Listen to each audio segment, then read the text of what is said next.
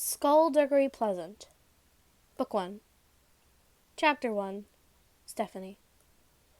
Gordon Edgley's sudden death came as a shock to everyone, not least himself. One moment he was in his study, 7 words into the 25th sentence of the final chapter of his new book, and the darkness reigned upon them. And the next he was dead. A tragic loss, his mind echoed numbly as he slipped away. The funeral was attended by family and acquaintances, but not many friends. Gordon hadn't been a very well-liked figure in the publishing world, for although the books he wrote, tales of horror and magic and wonder, regularly reared their heads in the bestseller lists, he had the disquieting habit of insulting people without realizing it, then laughing at their shock. It was at Gordon Edgley's funeral, however, that Stephanie Edgley first caught sight of the gentleman in the tan overcoat. He was standing in the shade of a large tree, away from the crowd, the coat buttoned up all the way despite the warmth of the afternoon. A scarf was wrapped around the lower half of his face, and even from her position on the far side of the grave, Stephanie could make out the wild and frizzy hair that escaped from the wide-brimmed hat he wore low over his gigantic sunglasses. She watched him, intrigued by his appearance, and then, like he knew he was being observed, he turned and walked back through the rows of headstones and disappeared from sight. After the service, Stephanie and her parents traveled back over to her dead uncle's house over a humpbacked bridge along a narrow road that carved its way through thick woodland. The gates were heavy and grand and stood open, welcoming them into the estate. The grounds were vast, and the old house itself was ridiculously big. There was an extra door in the living room, a door disguised as a bookcase, and when she was younger, Stephanie had liked to think that no one else knew about this door, not even Gordon himself. It was a secret passageway, like in the stories she'd read, and she'd make up adventures about haunted houses and smuggled treasures.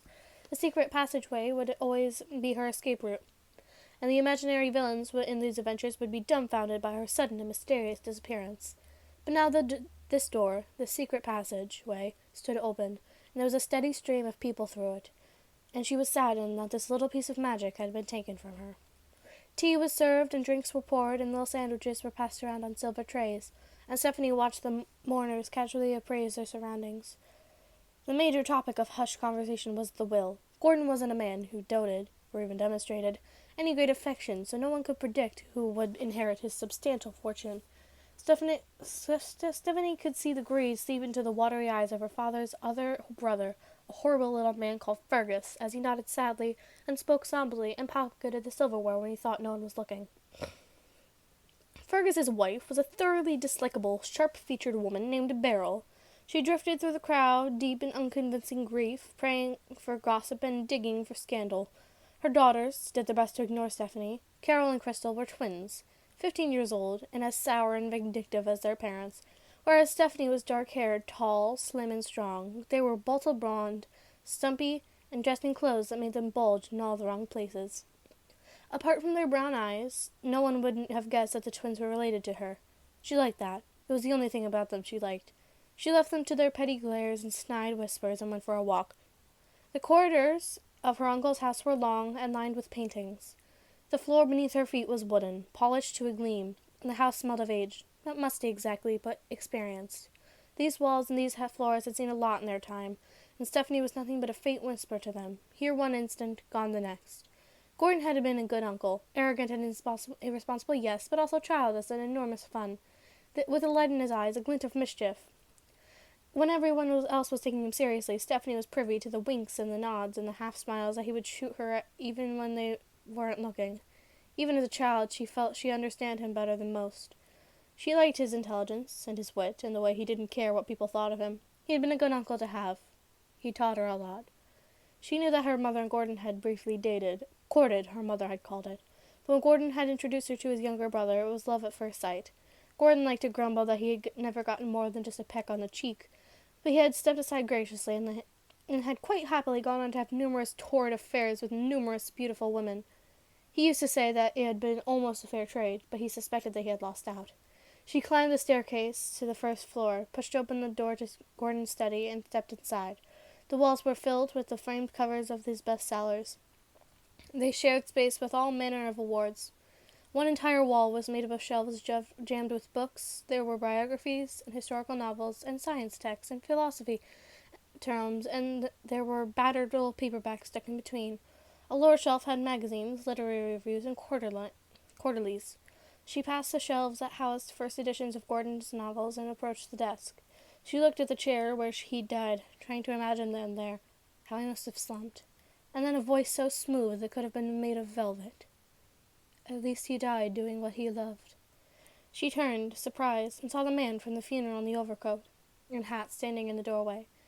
The scarf was still wrapped around his face, the sunglasses were still on, the fuzzy hair was still poking out. His hands were still gloved.